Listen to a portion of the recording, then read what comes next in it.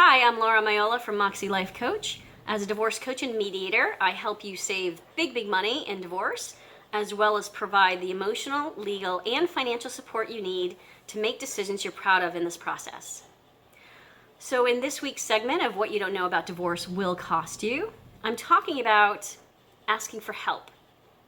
Seems simple enough, it's an incredibly simple topic, and yet I want to untangle it because it's much more complicated than most people think.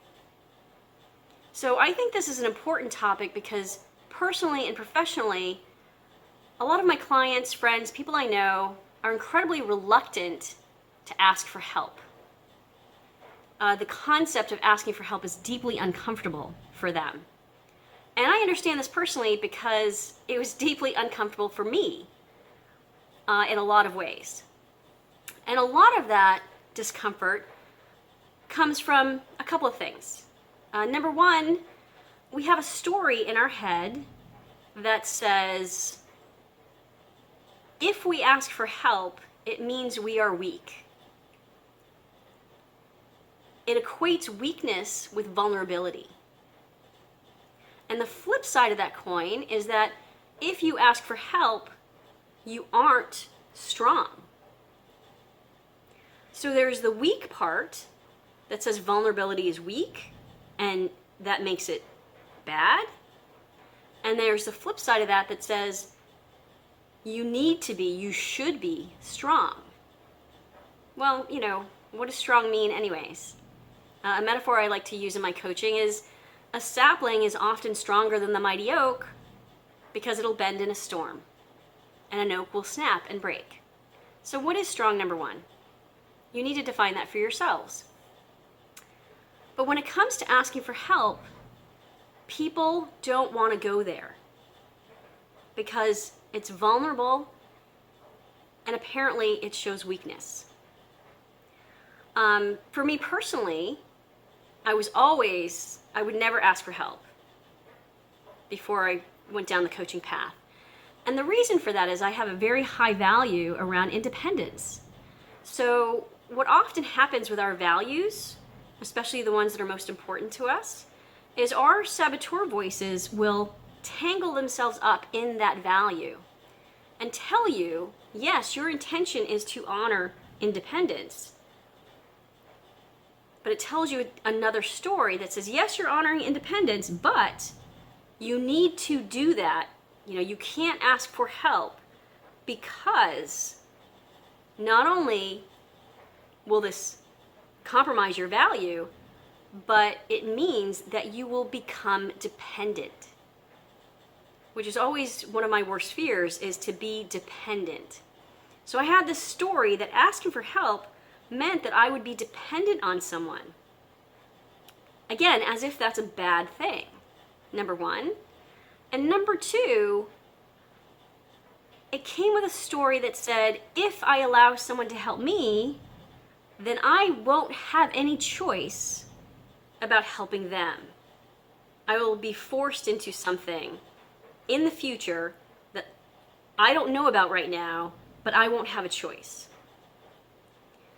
So of course, these are all stories. These are all stories that we make up and we believe they're true. This is not true.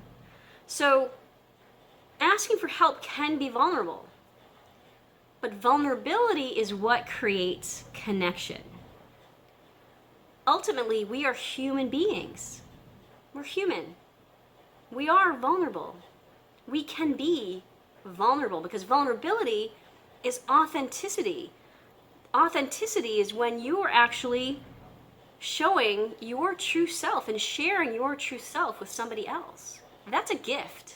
That's a huge gift to give someone. And as a gift, you receive back because now you can be seen for who you truly are. And you can be valued for that. The other thing I want to bring up about help is that often people don't have any stories about giving help. We want to give help. It makes us feel good. It makes us feel great to know that someone values the fact that we can help them. And we want to help.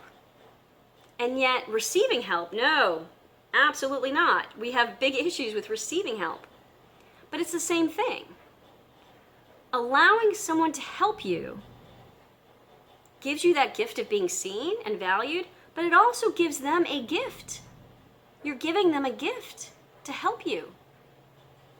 You're allowing them to feel good about themselves because you're asking for their help.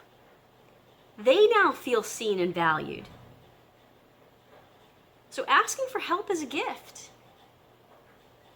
There's nothing negative about it, and it's about sharing an experience with someone that you trust with your authentic self.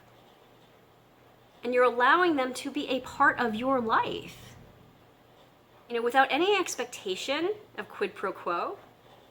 It's purely about allowing someone else to be a part of your experience and to offer you something that brings you both up, makes you both feel better. You're both contributing to each other's well-being when you ask for help. So don't hesitate. You're going to make someone's day. You're going to make them feel so happy about themselves because you're saying, I value what you can bring to my life. Think about that. Don't hesitate to give that gift to other people because you're giving to yourself and you're giving to them. So I hope this perspective is valuable for you, and hopefully you will tune in again next week to next week's segment of What You Don't Know About Divorce Will Cost You. Please feel free to look around at the free resources on my website or become a Moxie member, be a part of my community. I'd love to hear from you. I do offer free 1-hour consultations to talk about your situation and see if coaching is a good fit for you. And of course, you can always email me at laura@moxielifecoach.com with feedback or potential topics to cover in the future. All right, thanks so much. Be well.